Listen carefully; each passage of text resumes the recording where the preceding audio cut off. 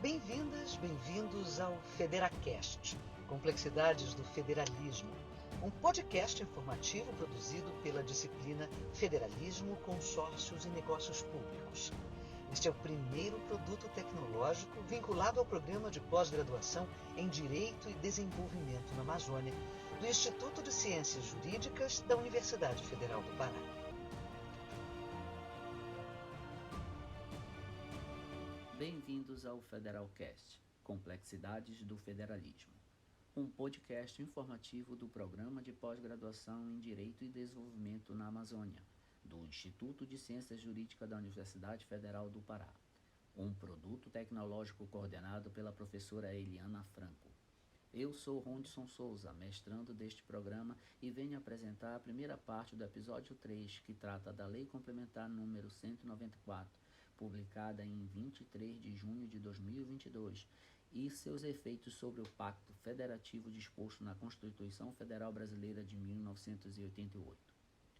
Ressalto que a Lei Complementar considerou essenciais e indispensáveis os seguintes bens ou serviços: combustíveis, gás natural, energia elétrica, serviços de comunicação e transporte coletivo. Para organizar esta informação, o episódio será disposto em 3 partes. Esta primeira, que irá apresentar os principais aspectos e noções sobre federalismo e autonomia dos Estados.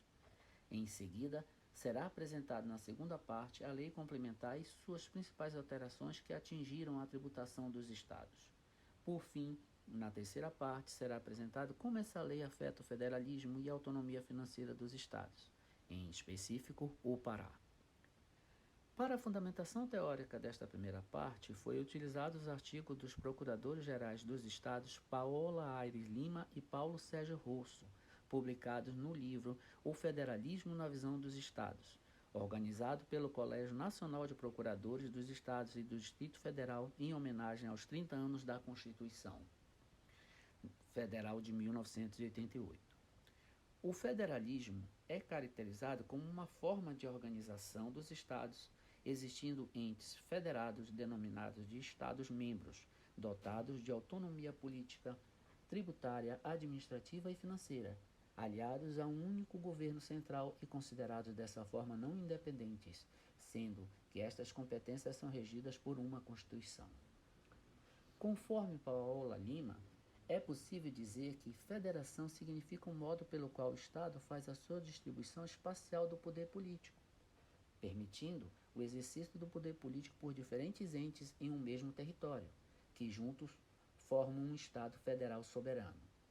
De acordo com Paulo Rosso, a Constituição Brasileira de 1988 é inaugurada pela questão federativa, dispondo, em seu artigo 1º, que o Brasil constitui uma república federativa, formado pela união indissolúvel dos estados e municípios e do Distrito Federal. E ainda, trata-se de um princípio constitucional basilar sobre o qual o constituinte originário desejou fundar a relação jurídica entre os entes federados, de tal maneira que tornou a forma federativa de Estado cláusula pétrea. Segundo Luiz Roberto Barroso, a caracterização do Estado Federal envolve a presença de 3 elementos: a repartição de competências, b, a autonomia e c, a participação. A repartição de competências, por via da qual cada entidade integrante da federação receba competências políticas exercitáveis por direito próprio, frequentemente classificadas em político-administrativas, legislativas e tributárias. B. A autonomia de cada ente, descrita classicamente como o poder de autodeterminação exercido dentro de um círculo pré-traçado pela Constituição, que assegura a cada ente estatal poder de auto-organização, autogoverno e auto-administração. E C. A participação na formação da vontade do ente global, do poder nacional, do que tradicionalmente se dá pela composição paritária do Senado Federal, onde todos os estados têm igual representação. A autonomia é atribuída aos Estados-membros pela Constituição Federal, permite a sua auto-organização por meio da promulgação de suas constituições estaduais, pelo poder constituinte decorrente de exercerem o seu autogoverno com a eleição dos seus representantes no Executivo e Legislativo, assim como da auto-administração de estruturarem seus órgãos administrativos. Segundo Rafael Munhoz de Mello, a principal característica do federalismo é a existência de ordens jurídicas multiníveis dotadas de autonomia constitucional. E cita, além disso, a presença imprescindível dos seguintes elementos: Constituição rígida, previsão de um órgão encarregado da fiscalização da constitucionalidade das leis e repartição constitucional de competências estatais.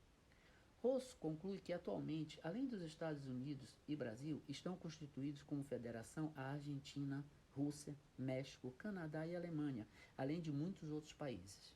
George Henderson afirma que 40% da população mundial vive em federações, abrangendo todas as democracias com população superior a 100 milhões de habitantes.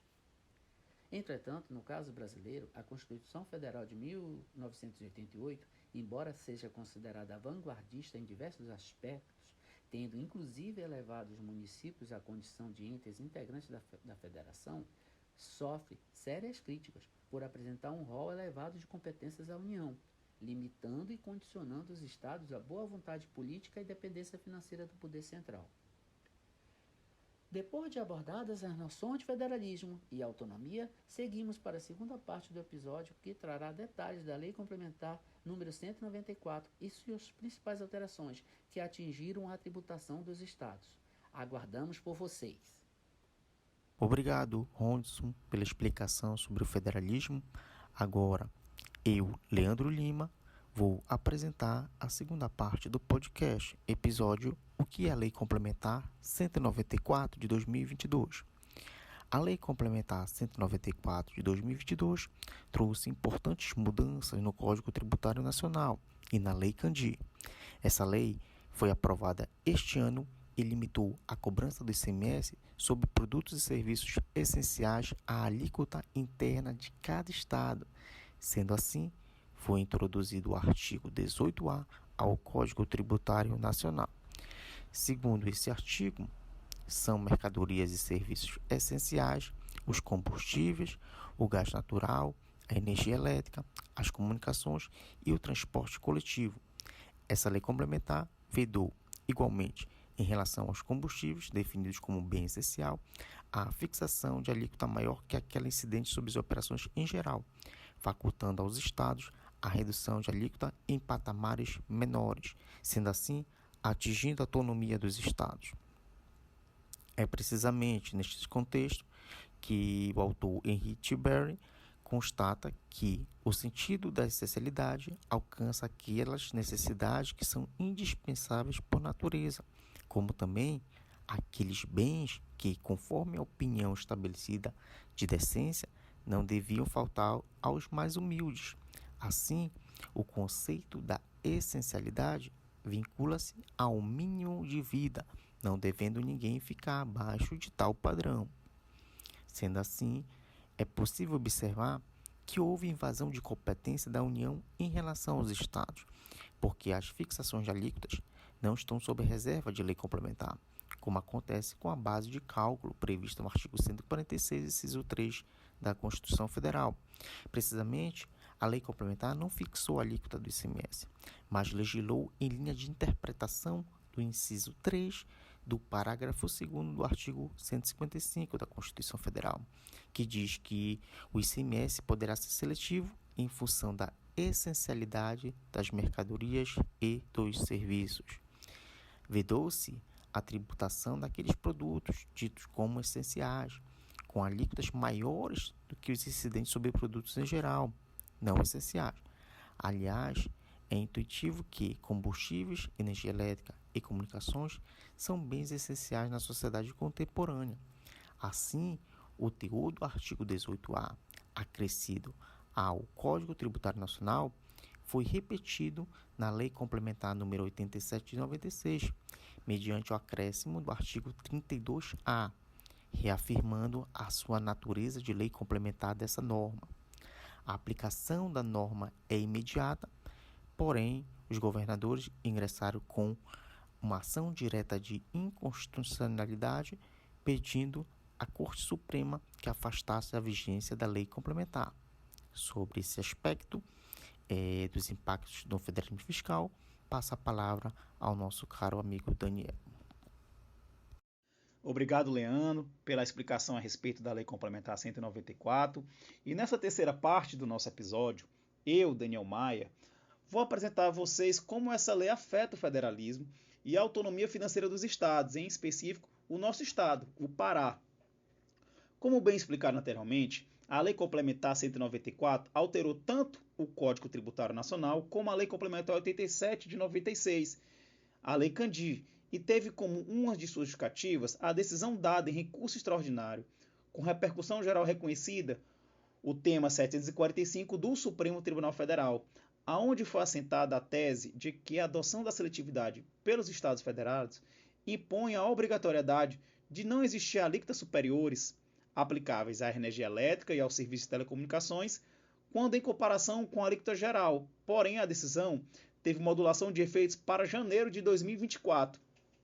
Ocorre que a Lei Complementar 194 não se restringiu apenas a esses bens, ampliando a base de mercadorias para os combustíveis em geral, o gás natural e o transporte coletivo, com aplicação imediata em 23 de junho de 2022. O que nos interessa para o debate é como está representada a tributação desses bens e serviços no estado do Pará. Suas alíquotas estão previstas no artigo 12 da Lei Estadual 5.530 de 89 e atualmente estão estabelecidas em, para a comunicação, 30%, para a energia elétrica e álcool carburante, 25%, para a gasolina, 28% e a alíquota interna do estado, 17%. Deste modo, comunicação, energia elétrica, álcool e gasolina encontram-se em descompasso com a regra prevista na Lei Complementar 194, pois estão acima da alíquota geral, havendo entre as normas uma antinomia que só se resolve pela validação ou invalidação de uma delas.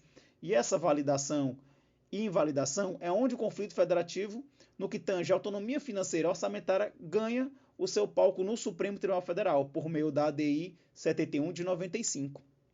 De um trecho retirado da própria petição da ADI, na página 19, isso fica evidente. Lá, os estados aduzem que, abre aspas, a redução abrupta da arrecadação dos 26 estados e do Distrito Federal por um ato unilateral federal importa em quebra do Pacto Federativo e interferência indevida na autonomia política, financeira, orçamentária e tributária desses entes, uma vez que o ICMS decorrente das operações em tela representam cerca de 30% da arrecadação estadual, fecha aspas. Esse é o nosso assunto central, o federalismo fiscal em conflito. Colocando em números, no estado do Pará, a arrecadação global de ICMS representou, no exercício de 2021, o total de 12,46 bilhões de reais. Se formos dimensionar todas as mercadorias objeto de regulação da Lei Complementar 194, combustíveis, o gás natural, a energia elétrica, as comunicações e o transporte coletivo, o impacto incidiria sobre aproximadamente 86% do total da arrecadação do ICMS, ou seja, 7,8 bilhões de reais.